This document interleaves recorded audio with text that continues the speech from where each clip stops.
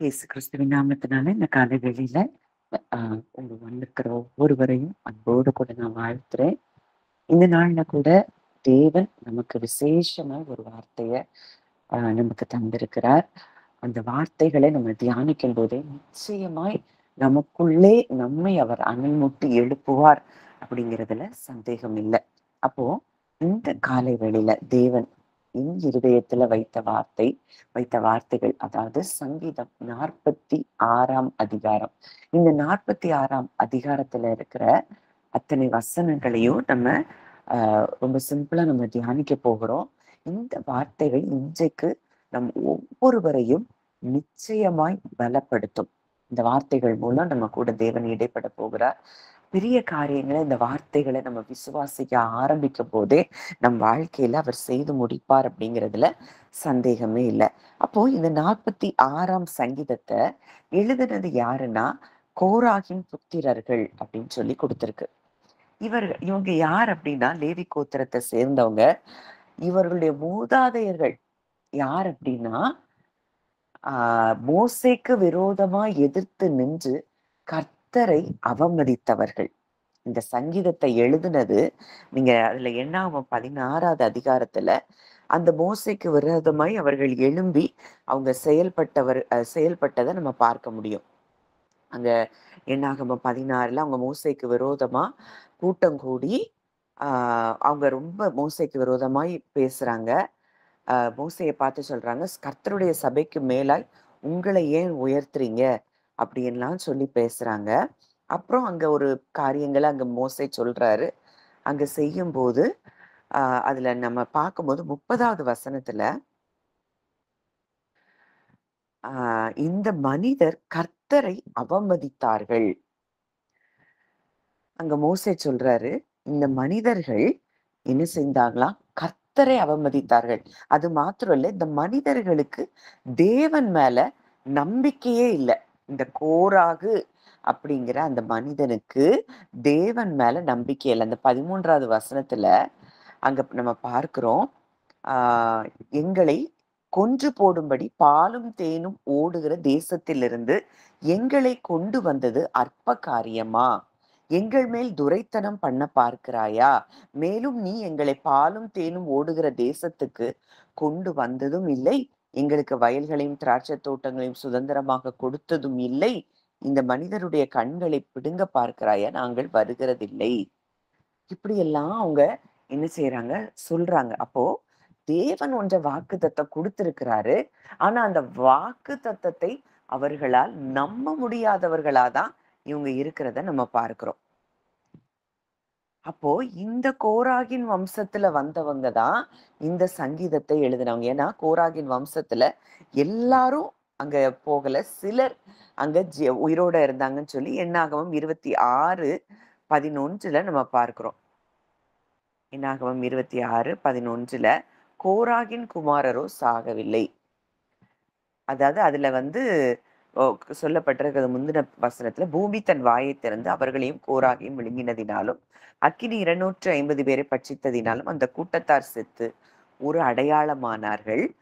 கோராகின் குமாரரோ சாகவில்லை. அப்போ இந்த கோராகின் வம்சத்துல இந்த கோராகின் புத்திரர் சங்கீதங்களை எழுதுகிறார்கள்.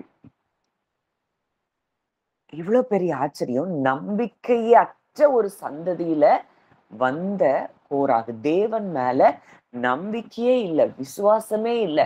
அவர் வாக்குத்தத்தம் கொடுத்தவர், வாக்குத்தத்தத்தை நிறைவேற்ற வல்லமை உள்ளவர் அப்படின்னு நம்ப முடியாத சந்ததியிலிருந்து எழுதப்பட்ட சங்கீதம் தான் இந்த கோராகின் புத்திரர்கள் எழுதின சங்கீதம் தான் இந்த 46வது சங்கீதம்.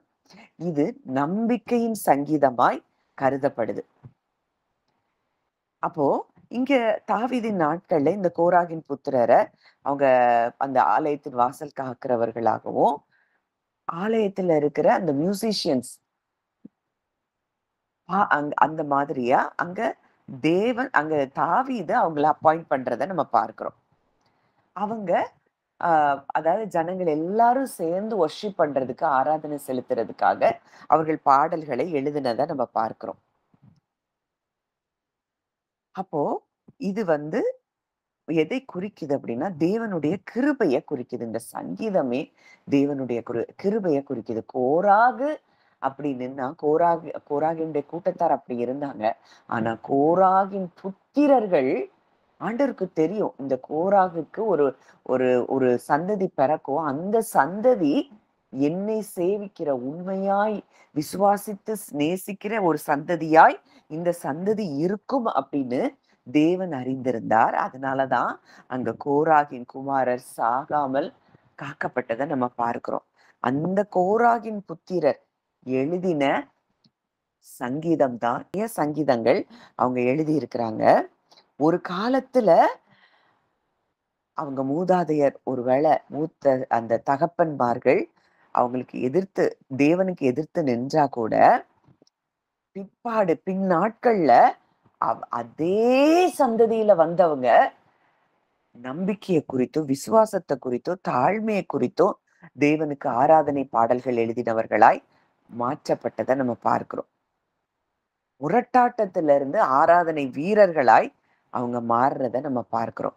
இது தேவனுடைய மீட்டெடுப்பை விசேஷமாய் குறிக்கிறத பார்க்கிறோம். அப்போ இந்த சங்கீதத்தை குறித்து நம்ம இன்றைக்கு போகிறோம். இந்த 46வது சங்கீதம், இந்த 46வது சங்கீதம் அதாவது ஒரு மிக அற்புதமான ஒரு சங்கீதம்.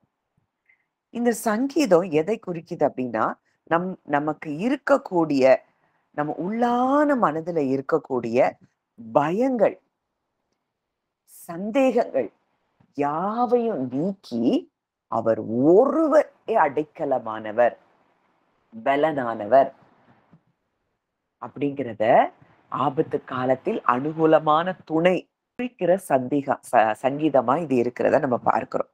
இந்த சங்கீதம் 3 பகுதிகளா பிரிக்கப்படுது.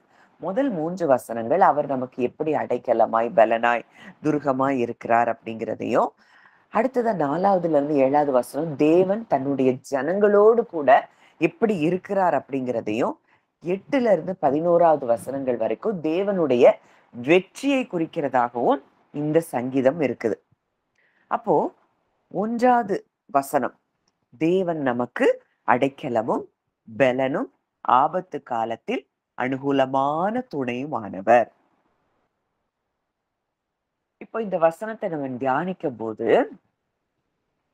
அங்க அடைக்கலம், பலன், ஆபத்து காலத்தில் அனுகூலமான துணை. இவர் ஏதோ அவர் அப்படிலாம் இருப்பாரு, அப்படிலாம் இருக்கிறவர் தான் அப்படிலாம் சொல்லல. உறுதியா ஒண்ண சொல்றாரு, அவர்தான் எனக்கு அடைக்கலம், அவர்தான் நமக்கு பலன், அவர்தான் நமக்கு அனுகூலமான துணை. இதை எப்படி நம்ம பார்க்கிறோம் அப்படிங்கிறது தான் நம்ம வெற்றி அடங்கி இருக்கு. அவர் அப்படியே ரியலா அவர் எனக்கு அடைக்கலமா இருக்கிறாரு, எனக்கு பலனா அவர் இருக்கிறாரு அப்படிங்கிறத அவரை ரியலா நம்ம எப்ப பார்க்கிறோம், அப்போ இந்த வார்த்தைகள்ல சொல்லப்பட்ட காரியங்கள் அத்தனையும் நம்ம சுதந்திரித்து கொள்ள முடியும். இப்போ இந்த சங்கீதம் 46வது சங்கீதமே எதை குறிக்குது அப்படின்னா, எனி கைண்ட் ஆஃப் டிஃபிகல்டிஸ், எந்த விதமான ஒரு கஷ்டத்தின் நிலைமைகளையும் நம்மால் மேற்கொள்ள முடியும் அப்படிங்கிறத தான் இந்த சங்கீதம் நமக்கு கற்றுக் கொடுக்கு. அப்போ இந்த லெவலுக்கு நம்முடைய கான்சியஸ்னஸ், நம்முடைய ஆழ் மனது எப்போ இந்த இடத்துக்கு வருதோ, அவர் எனக்கு அடைக்கலம், அவர் எனக்கு பலன், அவர் எனக்கு அனுகூலமான துணை அப்படிங்கிறத நம்ம ஆழ் மனதுல ஆழமா நம்ம அறிந்து கொள்கிற இடத்துக்கு எப்போ வர்றோமோ, அப்ப நம்ம இருதயங்கள்ல பயம், கலக்கம், சோர்வு, அவிசுவாசம் இது எல்லாம் நம்மை விட்டு நீங்கி போகிறத நம்ம பார்க்க முடியும்.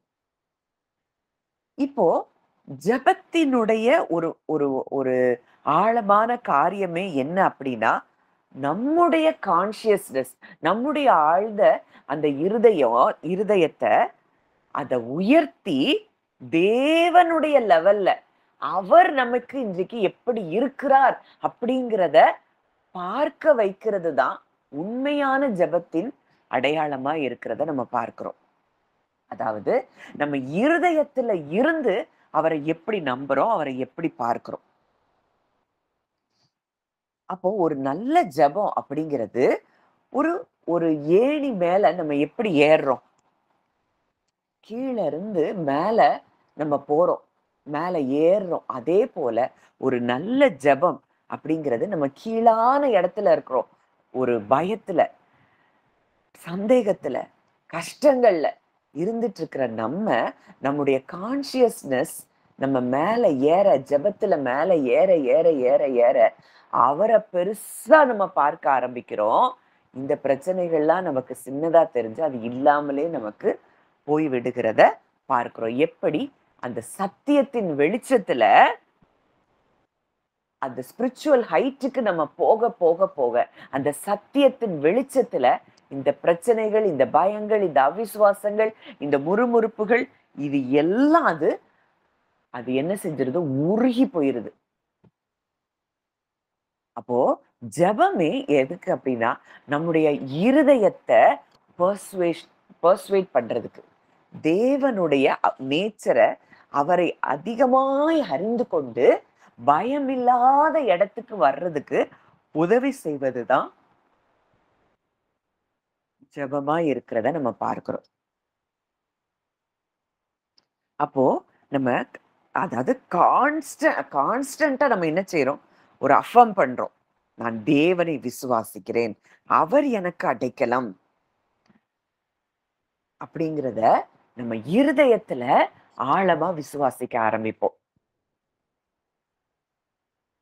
இதுக்காக தான் நம்ம ஜெபம் அந்த இடத்துக்கு நம்மை என்ன செய்யணும்? கொண்டு வரணும்.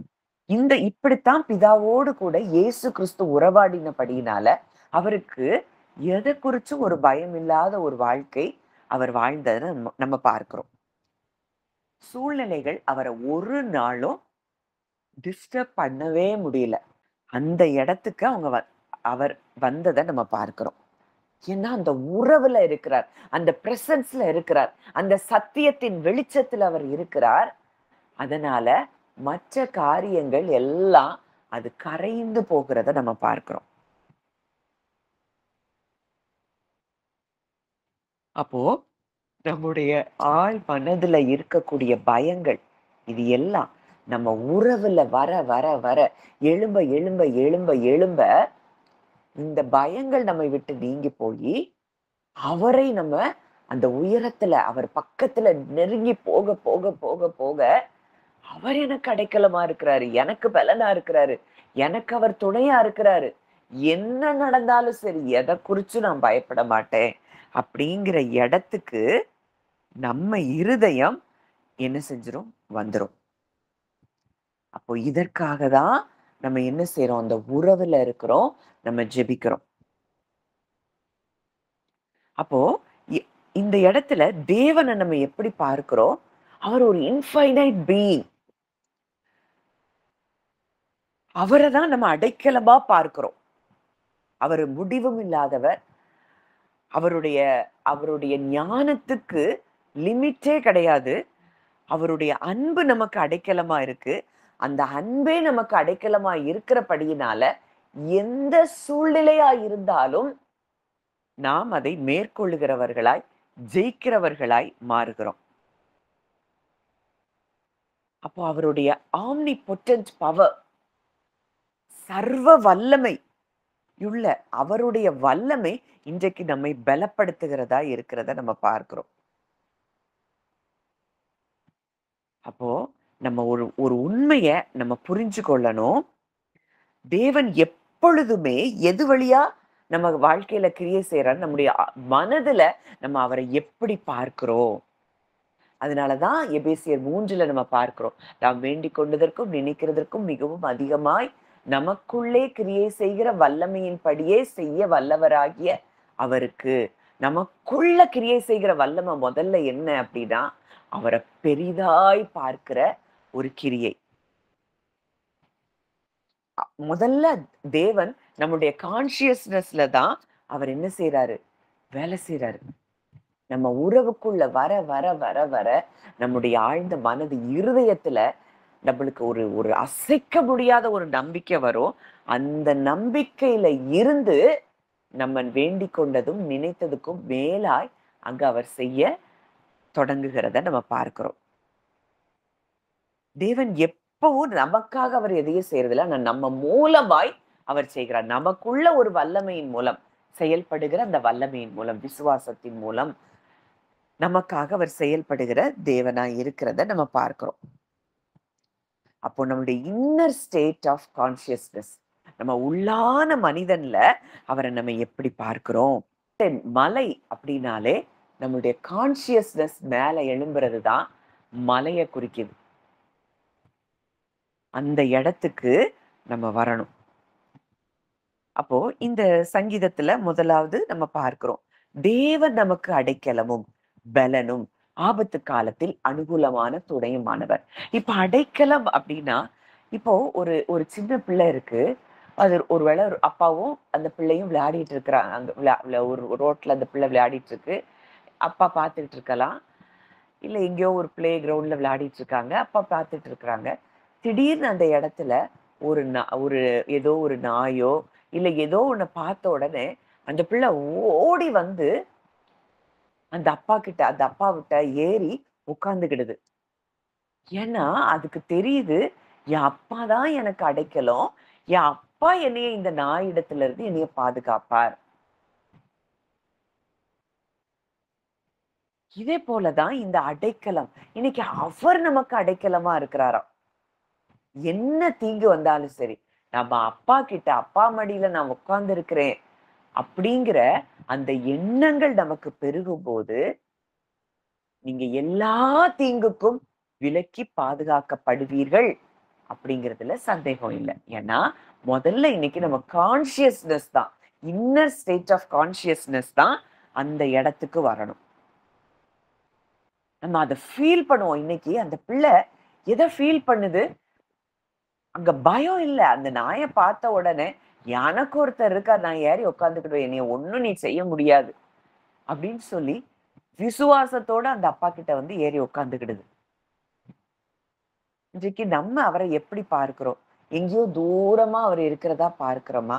இல்ல நம்ம கூடவே இருக்கிறார், நமக்குள்ளவே அவர் இருக்கிறார் அப்படிங்கிறத நம்முடைய ஆழ்ந்த மனதுக்கு, இருதயத்துக்கு நம்ம சொல்லி கொடுக்கிறோமா? அவரே நமக்கு அடைக்கலமா இருக்கிறார். அடுத்ததா பலனா இருக்கிறார், ஸ்ட்ரென்த். அவர்தான் நமக்கு ஸ்ட்ரென்த்தா இருக்கிறாரு. நமக்கு ஸ்ட்ரென்த் இந்த உலகத்துல இருக்கக்கூடிய எந்த படைகளோ, எந்த பாதுகாப்போ, மனித பலனோ இது கிடையவே கிடையாது. அவரே நமக்கு அடைக்கலமாய் பலனாய் இருக்கிறார். அதனாலதான் சங்கீதம் 18:1 நம்ம பார்க்கிறோம், தாவீது சொல்றார், என் பலனாகிய கர்த்தாவே உம்மில் அன்பு கூறுவேன். நீர் எனக்கு பலனா இருக்கிறீரு. என் சூழ்நிலை என்னவா வேணாலும் இருக்கலாம், எனக்கு அடைக்கலம் நீர். நான் உங்ககிட்ட வந்துட்டேன். எனக்கு பலனா நீங்க இருக்கிறீங்க. உங்க பவர்னால நீங்க என்னைய நிரப்புறீங்க. சங்கீதம் 28:7 பார்க்கிறோம், கர்த்தர் என் பலனும் என் கேடகமா இருக்கிறார். என் இருதயம் அவரை நம்பி இருந்தது. இதுதான் ரொம்ப முக்கியம். நான் கான்சியஸ்னஸ் நான் சொல்றது இதுதான். அங்க சொல்லப்பட்டிருக்கிற வார்த்தை, என் இருதயம் அவரை நம்பி இருந்தது. கான்சியஸ்னஸ், டோட்டல் கான்சியஸ்னஸும் ஹார்ட் ஃபுல்லா அவரை நம்புது. சூழ்நிலைகளை பார்க்கவே இல்லை. நான் சகாயம் பெற்றேன். அவர் பலன் தான், அவர் கேடகம் தான். ஆனா இத நம்ம இருதயம் என்ன செய்யணும்? 100க்கு 100 நம்பும்படியாக அவரோடு கூட இருக்கிற அந்த உறவின் வெளிச்சத்துல, சத்தியத்தின் வெளிச்சத்துல இருக்கும்போது நம்ம பயங்கள் கரைந்து போகுது. நம்ம இருதயம் டோட்டலா அவரை நம்ப ஆரம்பிக்கும் போது நமக்கு என்ன கிடைக்குது? உதவி கிடைக்குது. சகாயம் பெற்றேன், ஆகையால் என் இருதயம் களி கூறுகிறது. முதல்ல இருதயம் அவரை நம்பி இருந்தது, அதனால அவர் சகாயம் பெற்றாரா. அதனால என் இருதயம் இப்ப என்ன செய்து? களி கூறுகிறது. என் பாட்டினால் அவரை துதிப்பேன். பார்க்கணும். ஆபத்து காலத்தில் அனுகூலமான துணை, எனி டைப் ஆஃப் சிச்சுவேஷன் இருக்கலாம். அவர் எனக்கு அனுகூலமான துணையா இருக்கிறாருங்கிறது உங்க கான்சியஸ்னஸ்ல நீங்க ஆழமா எப்போ அவரை நம்ப ஆரம்பிக்கிறீங்களோ, அது என்ன விதமான ஆபத்தா இருந்தாலும் அதுல இருந்து நீங்க நிச்சயமாய் வெளியில வந்துட்டீங்க. அததாங்க அது தாவீது சொல்றார். கர்த்தர் என் பலனும் என் கேடகமாய் இருக்கிறார். என் இருதயம் அவரை நம்பி இருந்தது. நான் சகாயம் பெற்றேன். என் இருதயம் எனக்குள்ளே களி கூறுகிறது. என் பாட்டினால் அவரை துதிப்பேன். அப்ப ஃபர்ஸ்ட் நம்ம ஹார்ட் தான் ரொம்ப முக்கியம். நம்ம கான்சியஸ்னஸ் ஆழ் மனதுல எதை நம்பிட்டு இருக்கிறீங்க? எதை விசுவாசித்துட்டு இருக்கிறீங்க? எத்தனையோ சத்தியங்கள் நம்ம தினந்தோறும் கேட்டுட்டு இருக்கிறோம். அதெல்லாம் நம்ம நம்புறோமா? இருதயத்துல அதை விசுவாசிக்கிறோமா? அப்போ இன்றைக்கு இருக்கிற சூழ்நிலைகளை பார்த்து நீங்க நிச்சயமா பயப்பட மாட்டீங்க. இப்போ அடுத்ததா நம்ம பார்க்கிற அந்த காரியம் என்ன அப்படின்னா, பலனா இருக்கிறாரு. அவர் எங்கேயோ தூரமா இல்ல. நம்ம பக்கத்துல, நம்ம கூட, நமக்குள்ளதான் இருக்கிறாரு. அதாவது இப்ப மோஸ்ட் ஸ்டேபிளா இருக்கக்கூடிய திங்ஸ் இந்த உலகம், மலைகள் இதெல்லாம் கொலாப்ஸ் ஆனா கூட, அதுதான் பூமி நிலை மாறினாலும், மலைகள் நடுச்சமுத்திரத்தில் சாய்ந்து போனாலும், அதன் ஜலங்கள் பொங்கி அதன் பெருக்கினால் பர்வதங்கள் அதிர்ந்தாலும் நாம் பயப்படோம். ஒரு உறுதியான ஒரு நம்பிக்கையின் நிலைப்பாட்ட இந்த கோராகின் புத்திரர் எழுதியிருக்கிறாங்க. என்ன வேணாலும் நடக்கட்டும். ஏன்னா அங்க பூமி நிலை மாறுது. அவங்க தகப்பன்மார் காலத்துல கோராகி நிமித்தமா அங்க பூமி பிளந்து அவர்களை விழுங்கி போட்டதுன்னு பார்க்கிறோம். ஆனா இப்ப நாங்க அவரை நம்பி இருக்கிறோம். எங்க மூதாதையர் அவங்கள நம்பல. ஆனா நாங்க எங்க இருதயத்தின் முழு இருதயத்தோடும் எங்கள் தேவனை நம்பிக்கொண்டு இருக்கிறோம். அதனால இந்த பூமி என்ன ஆனாலும் பரவாயில்ல, மலைகள்லாம் அதெல்லாம் அசைக்கவே முடியாது. அந்த மலைகளே நடுச்சமுத்திரத்துல சாய்ந்து போனா கூட அதன் ஜலங்கள் கொந்தளித்து பொங்கி அதன் பெருக்கினால் பர்வதமே அதிர்ந்தா கூட நாங்க பயப்பட மாட்டோம். இன்னைக்கு எதை குறிச்சு நீங்க பயப்பட்டுட்டு இருக்கீங்க? ஆண்டவர் உங்க கூட தான் இடைப்பட்டு கொண்டிருக்கிறார். நம்முடைய சூழ்நிலைகள், சரௌண்டிங்ஸ் எப்படி இருந்தாலும் சரி,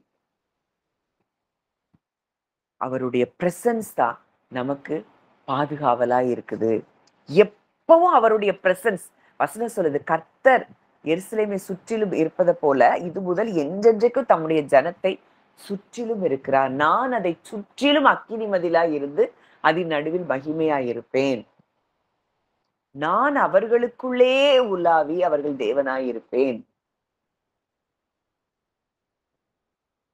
அப்போ டோட்டலா அவருடைய பிரசன்ஸ் என்னைய குடும்பத்தையும் சூழ்ந்து இருக்குதுங்கிறத உங்க இருதயம் எப்ப நம்ப ஆரம்பிக்குதோ, நீங்க என்னெல்லாம் நினைச்சிட்டு இருக்கிறீங்களோ அதெல்லாம் உங்க வாழ்க்கையில, உங்க குடும்பங்கள்ல வந்து அது பலிக்க ஆரம்பிக்கும்.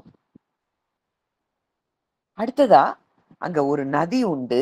அதன் நீர்க்கால்கள் 4வது வசனம் நம்ம பார்க்கிறோம். தேவனுடைய நகரத்தையும் உன்னதமானவர் வாசம் பண்ணும் பரிசுத்த ஸ்தலத்தையும் சந்தோஷிப்பிக்கும். இந்த ரிவர், இந்த நதி அப்படின்னாலே, இந்த நதியை எதை குறிக்குதுன்னா சமாதானத்தின் ஒரு அடையாளத்தை குறிக்குது. ப்ரொவிஷனை குறிக்குது. நம்ம வாழ்க்கைக்கு தேவையான தேவைகளை நிறைவேற்றுகிற ஒரு காரியங்களா அது இருக்கிறத பார்க்கிறோம். அப்போ இதுக்கு முன்னாடி அங்க என்ன நடக்குது? அந்த அதன் ஜலங்கள் கொந்தளித்து அப்படிலாம் பார்க்கிறோம். ஒரு ரேஜிங் சீஸ், அங்க கொந்தளிக்கிற ஒரு கடலை பார்க்கிறோம். ஆனா இந்த நதி எப்படி இருக்கு? அமைதியா இருக்கு. ஜீவனை கொடுக்கிற நதியா இருக்கு. ஏன் அப்படின்னா அவருடைய பிரசன்ஸ் அவருடைய மக்களோடு கூட இருக்கிறத பார்க்கிறோம். யோவான் 7:38 என்னை விசுவாசிக்கிறவன் எவனோ அவன் உள்ளத்தில் இருந்து ஜீவ தண்ணீர் உள்ள நதிகள் புறப்படும். அப்ப இது என்னன்னா, சமாதானம் ஒரு நதியை போல பாய்ந்து செல்லுகிறத குறிக்குது. அப்ப இந்த சமாதானம் நமக்கு எப்ப வருது? அவரை நம்பி, நம்ம கான்சியஸ்னஸ், டோட்டல் கான்சியஸ்னஸ்ல அவரை நம்பும் போது நமக்கு இந்த சமாதானம் வருது. இந்த சமாதானம் அது ஃப்ளோ ஆயிட்டே இருக்கு. அப்பொழுது ஒரு சமாதான நதியை போலவும் அப்படின்னு நம்ம ஒரு வசனத்துல பார்க்கிறோம். பாய்ந்து ஓடுது. அப்போ இது முற்றிலுமாய் ஒரு சமாதானத்தின் நதியை குறிக்குது. பரிசுத்த ஆவியானவர் இன்றைக்கு நமக்குள்ள இருக்கிறார்னா, இந்த சமாதான நதி தான் நம்ம மூலமாய் மற்றவர்களுக்கும் அது பரவி கொண்டிருக்கிறது. ஏன்னா தேவன் அதன் நடுவில் இருக்கிறார். அது அசையாது. அதிகாலையிலே தேவன் அதற்கு சகாயம் பண்ணுவார். அவர் வந்துட்டாலே அங்க சமாதானம் தான். He is the Prince of Peace. இயேசு கிறிஸ்துவை சமாதான பிரபு அப்படின்னு சொல்றோம். அதாவது பீஸ் அப்படின்னாலே ஷாலோம்.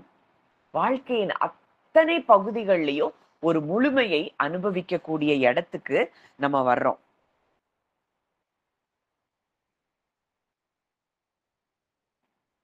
அப்போ இந்த இடத்துக்கு அதுல தேவனுடைய நகரம் அப்படின்னு சொல்லப்பட்டிருக்கு. அப்போ தேவனுடைய நகரம் அதாவது தேவன் அதன் நடுவில் இருக்கிறார். அது அசையாது. தேவனுடைய நகரத்தையும், நீர்க்கால்கள் தேவனுடைய நகரத்தையும் உன்னதமானவர் வாசம் பண்ணும் பரிசுத்த ஸ்தலத்தையும் சந்தோஷிப்பிக்கும். இந்த நதி, இந்த பரிசுத்த ஆவியானவர் நமக்குள்ள இருக்கும்போது, நமக்குள்ள இருக்கிற நதி தேவனுடைய நகரம். இன்னைக்கு நம்ம தான் தேவனுடைய நகரம். தேவனுடைய நகரம் அப்படின்னு ஏன் நம்மளை குறிச்சு சொல்றோம்னா, ஆண்டவர் இன்றைக்கு அவர் தம்முடைய வாசஸ்தலத்தை நமக்குள்ள கொண்டு வந்துட்டாரு. மனுஷரின் மத்தியில் தேவனுடைய வாசஸ்தலம். அப்போ அவர் வாசஸ்தலம் பண்ணுகிற இடத்துல, அவர் வாசம் பண்ணுகிற இடத்துல அங்க சமாதானம் தான் இருக்கும். அவர் வாசம் பண்ணுகிற நகரமாகிய நம்மை குறித்து அங்க ஒரு வசனம் பார்க்கிறோம். அந்த ஞாபகம் வர்றதுனால சொல்றேன். தேவனுடைய நகரமே உன்னை குறித்து மகிமையான விசேஷங்கள் வசனிக்கப்படும். இன்னைக்கு நம்ம தான் யாரு?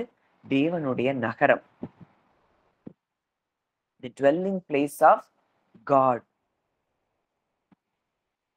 ஏன் அப்படின்னா, அவருடைய சமூகம் எப்படி இருக்கு? பிரசன்ஸ் எப்படி இருக்கு? அசைக்க முடியாதபடி நம்ம நடுவுல இருக்கு. இப்ப அவர் நம்ம நடுவுல இருந்தாருன்னா நம்ம ஏதாவது அசைக்க முடியுமா? எந்த சூழ்நிலையாவது நம்மை அசைக்க முடியுமா? ஒன்று நம்மளை என்ன செய்ய முடியாது? அசைக்க முடியாது. அவர் சேனைகளின் தேவன். அவர் எங்க இருக்கிறாரு? நம்ம கூட இருக்கிறார். அவர் யாக்கோபின் தேவன். நமக்கு உயர்ந்த அடைக்கலுமானவர். சேனைகளின் கர்த்தர் அப்படின்னா என்ன அர்த்தம்? Lord of host. இன்றைக்கு நமக்கு எதிரியாய் இருக்கிறவன் ஒரே ஒருத்தன். அந்த எதிரியினுடைய திட்டங்களையும் அழித்து போடக்கூடிய வல்லமை நிறைந்த சேனைகளை உடையவர் தான் நம்முடைய தேவன். இன்றைக்கு அந்த கர்த்தர் நம்மோடு இருக்கிறார். நம்ம செய்ய வேண்டியதெல்லாம் நம்ம இருதயத்துல இத விசுவாசிக்கிறது மாத்திரம்தான். நம்ம யுத்தங்களை செய்கிறது தேவன். என்ன விதமான யுத்தங்களா இருந்தாலும் நமக்காக தேவன் அந்த யுத்தங்களை செய்கிறார். யாக்கோபின் தேவன் நமக்கு உயர்ந்த அடைக்கலமா இருக்கார்.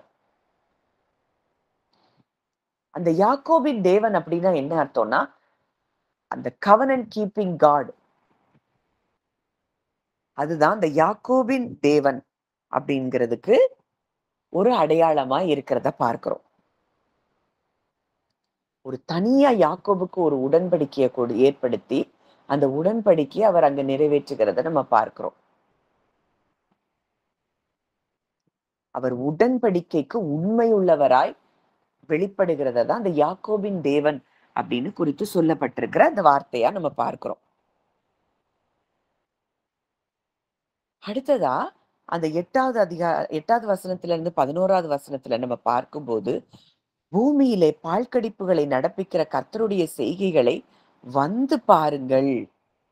அவர் பூமியின் கடைமுனை மட்டும் யுத்தங்களை ஓய பண்ணுகிறார். வில்லை ஒடித்து ஈட்டியை முறிக்கிறார். ரதங்களை நெருப்பினால் சுட்டெரிக்கிறார். இது எதை குறிக்குதுன்னா, வந்து பாருங்கள். நீங்க பாருங்க. பூமியிலே பாழ்கடிப்புகளை உண்டாக்குற அவருடைய செய்கைகளை வந்து பாருங்கள். அவர் எனிமியினுடைய அத்தனை பிளான்ஸையும் அவர் டிஸ்ட்ராய் பண்றார். இப்ப இதுல நம்ம ஏதாவது செய்யணுமா அப்படின்னு யோசிச்சோம்னா, நம்ம செய்ய வேண்டியது ஒண்ணுமே இல்ல. எனக்கு அடைக்கலம், அவர் எனக்கு அடைக்கலமாய், எனக்கு பெலனாய், என் துருகமாய், என் கோட்டையாய் அவர் இருக்கிறார் அப்படிங்கிறத நம்ம ஹோல் கான்சியஸ்ல ஃபுல் ஹார்ட்ட நம்ம ட்ரஸ்ட் பண்ணும்போது, எதிரினுடைய திட்டங்களை அவர் முறியடிக்கிற தேவனாய் இருக்கிறார். அந்த தேவன் தான் நமக்கு எதிராய் இருக்கிற யுத்தங்களை உண்மையாய் ஓய பண்ணுகிறவர்.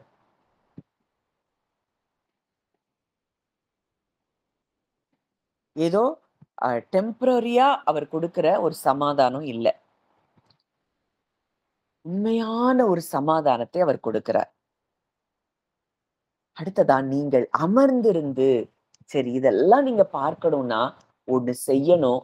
நீங்க அமர்ந்திருந்து அமர்ந்திருந்து இளைப்பாறுதல்ல இருந்து நீங்க அமைதியா என்ன செய்யணும்? அவர்தான் தேவன்னு அறிந்து கொள்ளணும். இது எப்படி முடியும்? த்ரூ மெடிடேஷன் தான் இது சாத்தியம். உங்க இருதயத்துல நீங்க உங்க கான்சியஸ்னஸ்ல அவரை நீங்க எவ்வளவு தூரம் நீங்க பெருசா பாக்குறீங்களோ, அவரை அறிந்து கொள்ள ஆரம்பிக்கிறீங்களோ, இந்த காரியங்கள் எல்லாம் ஈஸியா நம்ம வாழ்க்கையில நடக்க ஆரம்பிக்கும். நீங்கள் அமர்ந்திருந்து உங்க ஆத்துமா முதல்ல ரெஸ்ட்ல வரணும். கண்டதை யோசித்துட்டு இருக்கிற ஆத்துமா அந்த குழப்பங்கள்ல இருந்து வெளியே வந்து, எனக்கு ஒரு தேவன் இருக்கிறார், அவரை நான் பார்க்க போறேன், அவர் எனக்கு இன்றைக்கு தகப்பனாய் இருக்கிறார், எனக்கு மூத்த சகோதரனாய் கிறிஸ்து இருக்கிறார், அவரை மாத்திரம் நான் பார்த்துட்டே இருப்பேன், அறிந்து கொண்டுட்டே இருப்பேன் அப்படிங்கிற இடத்துக்கு நம்ம ஹார்ட் வரும்போது, இந்த காரியங்கள் எல்லாமே உங்களுக்கான யுத்தங்களையும் அவர் செய்வார். உங்களுக்கு வேண்டிய சமாதானத்தையும் சந்தோஷத்தையும் அவர் நிறைவாய் அவர் தருகிற தேவனாய் இருக்கிறார்.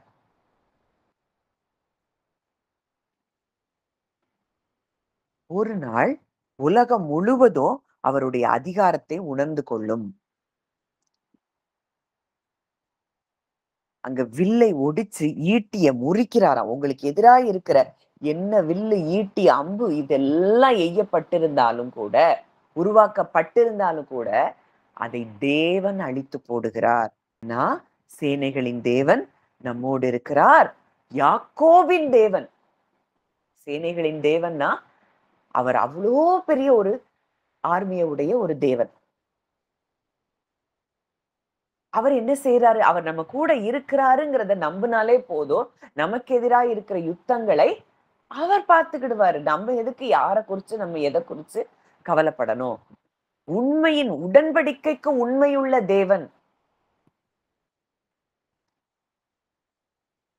நமக்கு உயர்ந்த அடைக்கலமா இருக்கிறார். அப்போ இந்த தேவனை நம்ம ஆராதிக்கிறோம்னா நம்ம என்ன செய்யணும்? அமர்ந்திருக்கணும். உண்மையாய் நம்ம இந்த சந்தோஷத்துக்குள்ள, சமாதானத்துக்குள்ள நம்ம வரணும். உலகத்துல என்ன வேணாலும் நடக்கலாம், எது எப்படி வேணாலும் இருக்கலாம். ஆனா எனக்கு ஒருவர் இருக்கிறார், அவர் எனக்காக எதையும் செய்வார், எப்படியும் செய்வார். அவருடைய ஞானம் அளவே இல்லாத ஒரு ஞானம். அந்த அன்பின் அடைக்கலத்துக்குள்ள நான் வந்துட்டேன் அப்படின்னு உங்க ஹார்ட் எப்போ உங்க கான்சியஸ்னஸ் முழுசும் அவரை நம்ப ஆரம்பிக்குதோ, நீங்க நிச்சயமாய் அவரிடத்திலிருந்து சகாயத்தை பெற்றுக்கொள்வீர்கள்.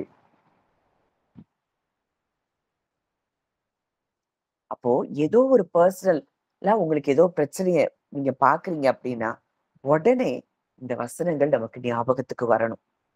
தேவன் எனக்கு அடைக்கலமா இருக்கிறாரு. தேவன் எனக்கு பலனா இருக்கிறாரு. சமாதானமற்ற சூழ்நிலையில நீங்க இருந்தீங்கன்னா, அவர் எனக்கு சமாதானத்தை உண்டு பண்ணுகிற தேவனாய் இருக்கிறார். எல்லாத்தையுமே நான் தான் சரி பண்ணணும். இத அப்படி செஞ்சிடலாம், இத இப்படி செஞ்சிடலாம், இத போய் இவங்கள்ட்ட இப்படி பேசி நான் கரெக்ட் பண்ணிடலாம். இப்படிலாம் நீங்க நினைச்சுக்கிட்டு இருந்தீங்கன்னா, 10வது வசனத்துக்கு நம்ம கீழ்ப்படியணும். நீங்கள் அமர்ந்திருந்து நானே தேவன் என்று அறிந்து கொள்ளுங்கள். ஏன்னா உங்களுக்கான யுத்தங்களை செய்ய போறது என்ன மட்டும் நீங்க பார்த்தா போதும்.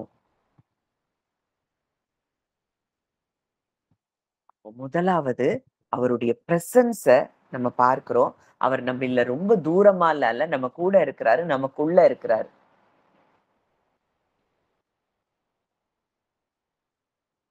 அடுத்தது அவருடைய பாதுகாப்ப பார்க்கிறோம்.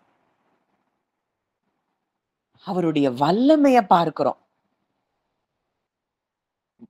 பயத்துக்கு மேல அங்க ஒரு கான்ஃபிடென்ட் ட்ரஸ்ட் நமக்கு உண்டாகிறத பார்க்கிறோம். நம்ம ஒரு இளைப்பாறுதலுக்குள்ள நம்ம வர்றோம். இதுதான் இந்த சங்கீதத்துல இருந்து நம்ம கற்றுக்கொள்ளக்கூடிய காரியங்களாய் இருக்கிறத நம்ம பார்க்கிறோம். அப்ப இன்றைக்கு நம்ம இருதயம் எதை நம்பிட்டு இருக்கு? எதை தியானித்து கொண்டிருக்கிறோம்? இன்னைக்கு உங்க வாழ்க்கையின் சூழ்நிலை என்னவா இருக்கலாம்? நீங்க அப்பாவை மட்டும் உங்க இருதயத்துல பார்த்துட்டே இருங்க. அந்த அப்பா இன்றைக்கு உங்க வாழ்க்கையில நிச்சயமாய் பெரிய காரியங்களை செய்யும்படியாய் அவர் வெளிப்படுவார். நீங்கள் அமர்ந்திருந்து நானே தேவன் என்று அறிந்து கொள்ளுங்கள். அதுல சங்கீதம் அதே இது டிபிடில இப்படி கொடுத்திருக்கு. Surrender your anxiety, be silent and stop your striving and you will see that I am God, I am the God above all the nations and I will be exalted throughout the whole earth. நீங்கள் அமர்ந்திருந்துன்னா என்ன அர்த்தம்? உங்களுக்கு உரிய இருக்கிற பயம், கலக்கம், சோர்வு இது எல்லாத்தையும் சரண்டர் பண்ணிட்டு ஹார்ட்ட ஃப்ரீயா அவரை மட்டும் பார்க்கிறதுக்கு நம்ம ஹார்ட் எப்போ ரெடி ஆகுதோ அப்ப நீங்க பாப்பீங்க, அவரை நீங்க பெருசா பாப்பீங்க. அவர் இந்த ராஜாக்களுக்கெல்லாம் அவர் ராஜாவா இருக்கிறார். பூமிக்கு எல்லாம் அவர் ராஜாவா இருக்கிறார். அவரை நீங்க பெரிதாய் பார்க்க ஆரம்பிப்பீங்க. I am the God above all the nations and I will be exalted throughout the whole earth. இந்த முழு உலகத்துக்கும் மேல நான் உயர்ந்திருப்பேன். அப்படிப்பட்டவர் இன்றைக்கு நம்ம கூட இருக்காருன்னா, இன்னைக்கு அவங்க யார் என்ன பேசுனான்னு, என்ன சொன்னான்னு, எந்த சூழ்நிலை எப்படி இருந்தான்னு, இன்னைக்கு நம்ம குடும்பத்தின் காரியங்கள், குடும்பத்தின் நபருடைய வாழ்க்கையில் இதெல்லாம் அவர் நமக்காக யுத்தம் பண்ணுவார். அப்படிப்பட்டவங்களுக்கு விரோதமா இருக்கக்கூடிய சத்ருவின் வல்லமைகளை கூட அவர் டீல் பண்ணி, அவர் நமக்காக யுத்தம் செய்து நமக்கான நன்மையானவைகளை, சமாதானத்தையும் சந்தோஷத்தையும் நிறைவாய் தருகிற ஒரு நல்ல தகப்பனாய் அவர் இருக்கிறத நம்ம பார்க்கிறோம். அப்போ அவரு அந்த commander, the mighty lord of angel armies is on our side. நம்ம சைடுல இருக்காரு. இப்போ ஒரு போர்ல நிக்கிறோம், ஒரு யுத்தத்துல நிக்கிறோம். ஒரு பெரிய பலம் வாய்ந்த ஒரு வீரன் நம்ம கூட இருக்கிறாருன்னா, நம்ம எதிரி டீமை பார்க்கவே மாட்டோம். ஏன்னா எனக்குள்ள இருக்கிறவன் அவன் அப்போ இதுவரைக்கும் எல்லா யுத்தங்களையும் ஜெயித்த ஒரு வீரன் நம்ம கூட இருக்கிறார் அப்படின்னா நம்ம பயமே இருக்காது. அது போல அவர் mighty lord of angel armies is on our side. நம்ம பக்கத்துல இருக்கிறாரு. நமக்கு எதிரா யார் எது செய்ய முடியும்? The God of Jacob fights for us. அப்போ இதுதான் நம்முடைய தேவன். இந்த தேவனை தான் நம்ம ஆழமா தியானிக்க தியானிக்க தியானிக்க நம்ம பெரிதாய் பார்க்க பார்க்க பார்க்க பார்க்க நம்முடைய சூழ்நிலைகள் எல்லாம் அது பர்வதங்கள் மெழுகு போல உருகி போனது போல அந்த வெளிச்சத்தின் அவருடைய வசனத்தின் வெளிச்சத்துல சத்தியத்தின் வெளிச்சத்துல நம்ம இருதயம் முழுமையுமாய் அந்த கான்சியஸ்னஸ்ல நம்ம ஒர்க் பண்ண ஆப்ரேட் ஆக ஆக ஆக நம்ம வாழ்க்கையே டோட்டலா ஒரு விடுதலைக்குள்ள வருகிறத நம்ம பார்க்க முடியும். நிச்சயமா இந்த வார்த்தைகள் மூலம் தேவன் இன்றைக்கு உங்க ஒவ்வொருவரோடு கூட இடைப்பட்டிருக்கிறார் அப்படிங்கிறத நான் நம்புறேன், விசுவாசிக்கிறேன். நம்ம ஜெபிக்கலாம். நல்ல தகப்பனே, நன்றியோடு உம்மை துதிக்கிறோம், ஸ்தோத்தரிக்கிறோம் அப்பா. இந்த நல்ல நாளின் காலை வேளையில அப்பா எங்களோடு இடைப்பட்ட உடைய வார்த்தைகளுக்காக நாங்கள் நன்றி செலுத்துகிறோம் தகப்பனே. இந்த காலை வேளையில எங்களுடைய இருதயம் முழு இருதயமும் உண்மை நம்பி இருக்கிறதுப்பா. உண்மை நம்பி இருக்கிறோம். என் இருதயம் கர்த்தரை நம்பி இருந்தது, நான் சகாயம் பெற்றேன். ஒரே இந்த இடத்துக்கு எங்க ஹார்ட் இன்றைக்கு நீங்க கொண்டு வர்றீங்கப்பா. எங்க கான்சியஸ்னஸ் டோட்டல் கான்சியஸ்னஸும் உங்களை நம்புகிற கான்சியஸ்னஸா மாறுதுப்பா. நாங்க நன்றி செலுத்துகிறோம். ரீபல ஹஷ்ல பிரெக்லெரி ஹதீஷோ லூரபா லேரெல பிரேக்லே ரீ ஹஷீமோ லூ ஹதூ கலபா. அப்பா நீர் எங்களுக்கு அடைக்கலமாய் எங்க பக்கத்துல நீங்க இருக்கிறீங்கப்பா. எங்களுக்கான யுத்தங்களை செய்யக்கூடிய வல்லமை நிறைந்த சேனைகளின் தேவன் நீர் எங்க கூட இருக்கிறீங்க. இன்னைக்கு எங்க வாழ்க்கைக்கு எங்களுக்கு எதிராய் என்ன இருந்தாலும் அது எங்களை மேற்கொள்ள முடியாது என்று சொல்லி நாங்கள் பேசுகிறோம் தகப்பனே. நாங்கள் அமர்ந்திருந்து நீரே தேவன் என்பதை ஒவ்வொரு நாளும் அறிந்து கொள்ள எங்களுக்கு நீங்க கிருபை தாங்க பா. எங்க ஒவ்வொருவருடைய ஆவியிலே உங்க கிருபை பெருகட்டும் தகப்பனே. நீரே எங்களுக்கு நம்பிக்கையாய் இருக்கிறீர். நீரே எங்களுக்கு ஜீவனாய் இருக்கிறீரப்பா. இன்றைக்கு அந்த சமாதானம் எங்க உள்ளத்தை நிரப்பிக் கொண்டே இருக்கிறத நாங்க பார்க்கிறோம், நாங்க விசுவாசிக்கிறோம். சமாதானத்தின் தேவன் நீர் எங்க கூட இருக்கிறீங்க. இன்னைக்கு அந்த சமாதானம் எங்களுக்குள்ள இருந்து நதியை போல பாய்ந்து போகிறதற்காக நாங்க நன்றி செலுத்துகிறோம் அப்பா. முழு இருதயத்தோடும் நாங்க உண்மை நம்புகிறோம், உண்மை விசுவாசிக்கிறோம் தகப்பன். எங்களுக்கு அப்படிப்பட்ட கிருபைகளை நீர் தருகிறபடியினால் நாங்கள் நன்றி செலுத்துகிறோம் தகப்பனே. இந்த காலை வேளையிலும் ஆண்டவரே உங்களை பார்க்கிற நாங்க அமர்ந்து இருக்கிறோம். நீங்க எவ்வளோ பெரியவருங்கிறத நாங்க பார்க்கிறோம். நான் தேசங்களுக்கு மேலாய் உயர்ந்திருப்பேன், பூமியிலே உயர்ந்திருப்பேன். உங்க நாமம் இயேசுங்கிற நாமத்துக்கு முன்னாடி அது எல்லாம் முடங்கி போகும் நாங்க பார்க்கிறோம். எல்லா நாமத்திற்கு மேலாய் உங்களுடைய நாமத்தையே அவர் உயர்த்தி வைத்திருக்கிறார். இந்த தேவன் நீங்க எங்க கூட இருக்கிறீங்கப்பா.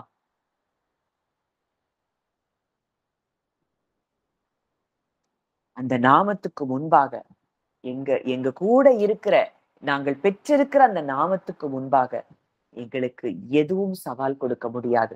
அந்த பர்வதங்கள் எல்லாம் இன்றைக்கு அது மெழுகு போல உருகி போகிறத நாங்க பார்க்கிறோம்.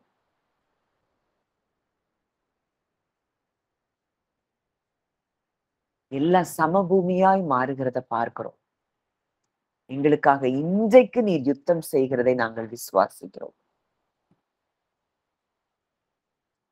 அப்பா. நாங்கள் அமர்ந்து இருக்கிறோம், உங்களை பெருசா பார்க்கிறோம். நீங்க எவ்வளவு பெரியவர். வானம் எனக்கு சிங்காசனம், பூமி எனக்கு பாதப்படின்னு சொன்னீங்கப்பா. இவ்வளவு பெரிய தேவன் உங்ககிட்ட அன்லிமிட்டெட் பவர் இருக்குன்னு நாங்க பார்க்கிறோம்ப்பா. விஸ்டம் இருக்குன்னு நாங்க பார்க்கிறோம். நீங்க எங்க கூட இருக்கிறீங்கிறத நாங்க ஆழமா அறிய ஆரம்பிக்கிறோம்.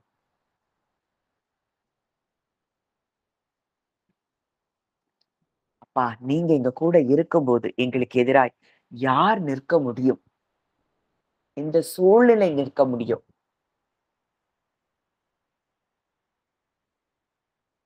நீர் எங்களுக்காக யுத்தங்களை ஓய பண்ணுகிறீர். வில்லை ஒடித்து ஈட்டியை முறித்து போடுகிறீர்.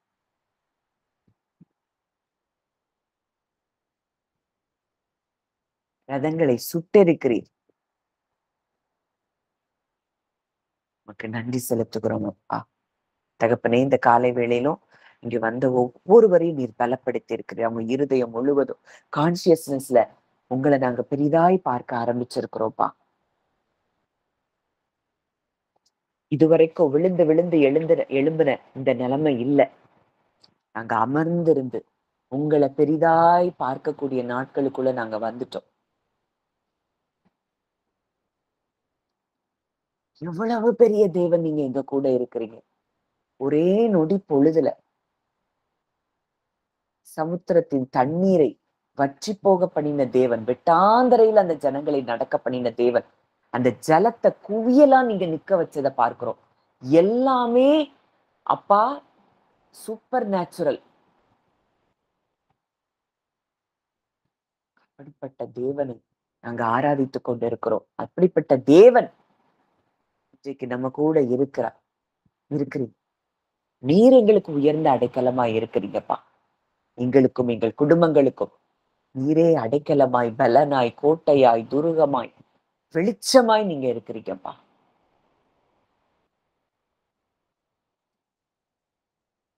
பெரிய காரியங்கள் எங்களுடைய வாழ்க்கையில செய்யும்படியா இந்த வார்த்தைகள் எங்களோடு கூட இடைப்பட்டு கொண்டு இருக்கிறீங்க. அதற்காக நாங்கள் நன்றி செலுத்துகிறோம். அப்பா, தேவனுடைய நகரமாகிய எங்களை குறித்து மகிமையான விசேஷங்கள் இனி வரப்போகிற நாட்களில அது வசனிக்கப்பட போகிறதற்காக நன்றி செலுத்துகிறோம்.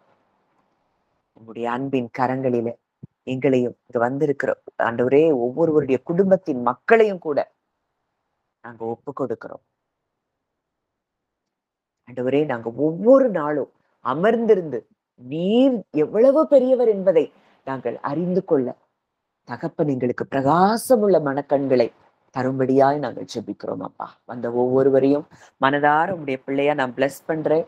பெரிய காரியங்களை ஒவ்வொருவருடைய வாழ்க்கையிலும் நீங்க செஞ்சு ஆசீர்வதித்து மேன்மைப்படுத்தி உயர்த்தி நீங்க அழகு பார்க்க போகிறதற்காக நன்றி செலுத்துகிறோம். உங்களுடைய கரங்களிலே எங்களை தாழ்த்தி ஒப்பு கொடுக்கிறோம். கர்த்தர் ஆசீர்வதித்து வழி நடத்தும். இயேசுவின் மூலம் கேட்கிறோம் ஜீவனுள்ள நல்ல பிதாவே. ஆமேன், ஆமேன்.